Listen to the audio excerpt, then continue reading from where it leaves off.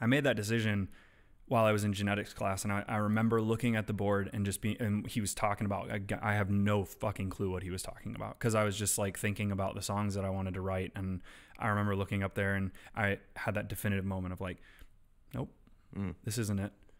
And that's why I like walked straight. I didn't even ask my parents. There was no like, I should probably mull this over. It was just a decision in that moment. I went straight to the admin office and was like, I need to switch this around. And I finished my degree with things I wanted to take. So like the way college should be, I think. So I also in making a rash decision, I also made a very productive decision, which laid the groundwork for being able to carry a tune. Because when I started my band, I had these songs written, and there is a friend of mine who I attribute kind of a pretty pivotal moment for me. Like I attribute him to that. His name's Jesse Becker, and he's like full blown country artist voice. I mean, his voice is incredible. He was also like star basketball player at this Division I college. So it was a weird juxtaposition, because I was just this like nobody, and he and I were hanging out all the time, like playing music and jamming. But I started writing these songs, and he, at one point, as I was like, singing them and playing them, I remember thinking like, I don't think I should be the one singing these songs. My voice is terrible. And so I asked him if he wanted to be the lead singer of Avian Sunrise, and he was like, man, these are your stories. These aren't my stories to tell. These are your songs, and I think you should sing them. And so I did. And if you look up Avian Sunrise and you look up the Your Broken Fall EP, you can hear the truest transformation of voice, because those recordings are bad. Like I could barely carry a tune. Yeah. And yet I was so convinced and sure of myself, more so than I am now, I think, which is kind of a sad reality. Like you think you'd have more wisdom and assurance the more, not even necessarily more successes you find, but also like what you learn from your failures. But I think it's, as an artist, there's tendency to dwell on the failures and to let them facilitate your perception of yourself, which is just not right. It's not the right way to go about it. I think there can be wisdom in insecurity too. For sure. It is tough. I mean, I relate to that so specifically. When I was 19, I just didn't give a fuck, and I left school and said, I'm just going to pursue art. And that was never really shaky for me until I loosened it. And it wasn't age. It was like, there's so many, podcasting can be so hard, because like all my thoughts, they're not always totally present. I've been thinking about some of this shit a lot for the last 2 weeks. So a lot of it just pours out of my head as soon as we start talking. Here lately, I've been reflecting a lot on what it was like when I first stepped away from the focus I used to have about like, all I do is pursue being an artist. And when I stepped away from that and got like a full-time job. Yeah. And there was good and bad to it. Like, one, it bred what you're talking about. It bred this thing that was like, I gave myself permission to lose focus in a way. On the other hand, though, I've been having all these other strange thoughts about like, I think the wisdom that's in there sometimes is like, I think this sounds a little surprising for a musician to say, I guess, but sometimes as musicians, as much as we value what we do and as much as the rest of the world values music, as important as it is, here lately I've been remembering that when I first started working full-time for Aperture, honest to God, it was one of the first times in my life that I remember a morning where I was driving to work and thought to myself, wow, other people will be affected if my life ends. Like, not just on a familial level or a friendship level, but like I'm contributing something to an effort that's aside from me, that's like not me. Yeah. And it will, other people are actually relying on me for the first time ever. Yeah. That, I think, and now as I've shifted over to like different career options and stuff, I'm doing a different job now or whatever. Yeah. I still find myself in this tug of war. Like, how do I know what matters?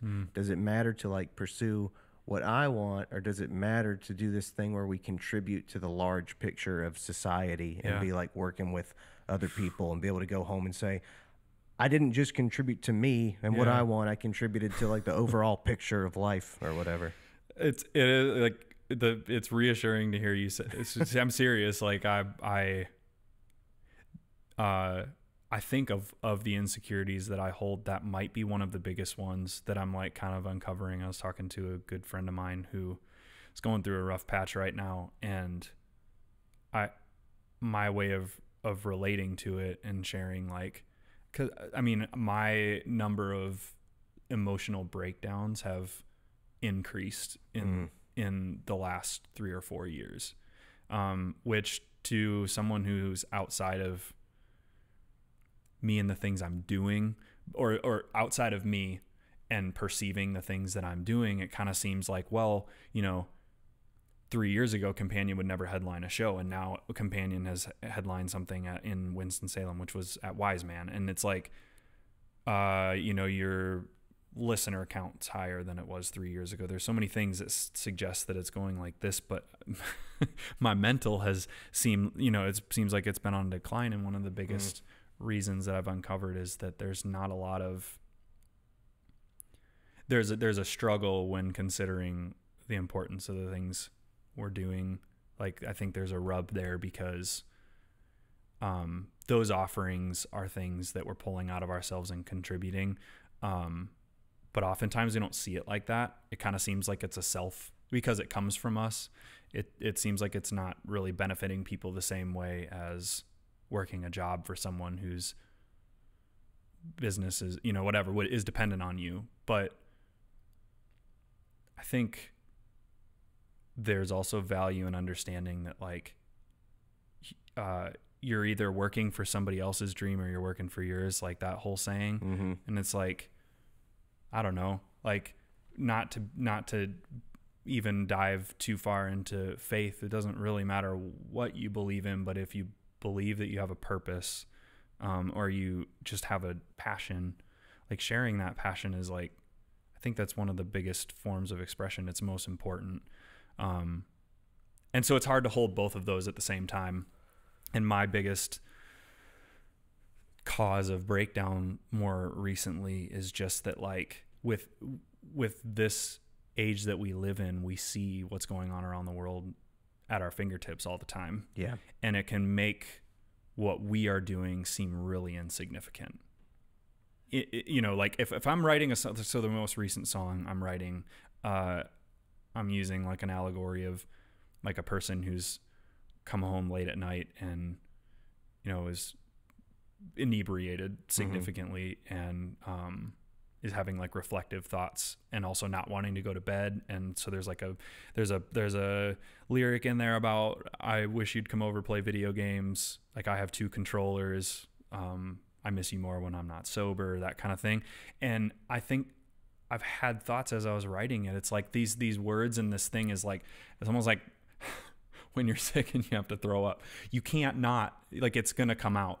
And so, like, that's how I've felt about songwriting since the beginning. And a lot of times when I'm like sitting down at the piano, start playing, and I'll hum a melody or sing a phrase of nonsense, and it will cause my eyes to tear up. And it's always like it's a euphoric response. I don't know how to like explain it. It's just like, you call it divine, whatever, but that's important. Like, it seems like it's serving only myself. So it's a hard thing to justify when you consider like all the bad things that are happening in the world. Like, how's a song about being super drunk and missing somebody really that relevant? But I think it is, though, because aside from the grand, terrible, like the big bad things that are happening, there are day-to-day problems that people are struggling with all the time, and we all are craving the connection and knowing we're not alone in those things. So I think it's all important. It's just hard to be convinced of that sometimes. I feel that 100%. I mean, this what's today? 2 days 2 days ago, I released a song that I wrote kind of when quarantine period started. Yeah. I had put it on YouTube originally, and then people liked it, and somebody messaged me like, when are you going to actually release this? And so like a month or so ago, I got it. I remixed it and got it mastered and stuff, and Yeah. I released it on streaming platforms this week, and I posted it, and I was just like, I feel so embarrassed to post it, because like when I look around at everything, at least I guess you don't see it as much on certain things like Instagram. People just seem to constantly always be doing their thing, and it's always just like, here's my day to day. Yeah. But sharing it on Facebook and stuff where people really kind of vocalize their engagement with one another more, feels weird, because Ukraine is happening. Like all this shit is happening, and it's like,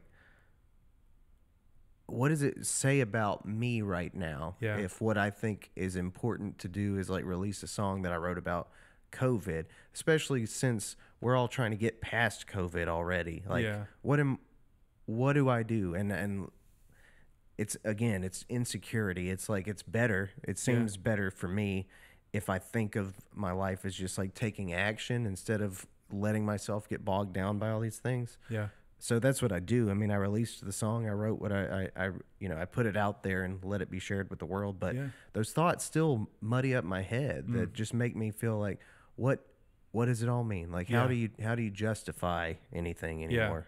Yeah. And also, like, what is our end motivation, which can be like a real debilitating thought if you're not careful. But like, ultimately, like, I've always said, I'm not really going through my life considering the importance of what legacy I'll leave. Like, I don't spend a lot of time thinking about that. But when I zoom out and I'm like, I'm 34, and like so much can change in like a week's time, let alone, 5 years or whatever. Like, at the end of all of this, looking at my 13-year music career, I've spent a lot of time being really stressed, riding the waves of like, things are happening, like it seems like things are good, and then facing rejection, and then you're at the bottom again, and just the emotional roller coaster. I'm sure to the people in my immediate circle, especially my wife, in the last 5 years that we've been married, like, she's had to endure a lot of roller coaster. Yeah. And like, I feel bad about that. And when I consider legacy at the end of my life, I don't want to look back and be like, damn, like, there were several decades that I spent sad and stressed and depressed. And I know that I do know also, being as old as I am now, that even in the worst relationships I've ever had that went terribly wrong, our minds tend to blot out the bad and kind of glorify or shed light on the goodness of it. So I guess I'm not spending my days stressing about it, because that would just add to the stress I'm already feeling. But I don't think a lot about legacy stuff, and yet I want to make a difference while I'm here. I think when I set out to do music, it was more one-dimensional. It was like in the wake of my sister taking her life. And so my first album and then the album that followed it all just were around like hope. Yeah. You know what I mean? Like variations of hope with some relationship stuff peppered in there. But most all of it had like a hopeful undertone, and had a lot of faith infused in it. Mm-hmm. And as I've gotten older, that has become, I mean, that the faith boat has been rocked so hard, in like a good way. Like, I think there were a lot of things that I latched to right away that just have to look at my Facebook memories and be like, oh, like, why did I say that? Those are the worst. Yeah. Yeah. And also they were informing me of where I am now and where I was going and things like that. And they were pivotal in one sense, but when it comes to like trying to figure out what the importance of my works and my ability to make a difference while I'm here, my prayers used to be, please make this work, or like give me the tools, or show me how, or expand this, like whatever. Nowadays it might have some of that, but it's also, if this is not what I'm supposed to be doing, take the passion away from, or like redirect it, or do something. Like, I don't want to waste my time doing this if it's not the greater difference that I can make. Cause like, we live in a pretty fucked up world. Yeah. And you don't have to look very far to see the injustice and all of that stuff. And we live in a weird time where, like, if you're not vocal about it, it's presumed that you don't care. And that's just such bullshit. Like, I don't know. I feel like why the hell in all of the history of war were there musicians on the battlefield? Like, what? I don't know. This is just a question. I don't actually know. I'm not a historian. I don't know. But like, music has always been tied to the upswings and has been pivotal in the downswings. And yeah. I just think it's hard to rationalize what we're doing on a daily basis, but I do think it's important, even if I'm not fully convinced.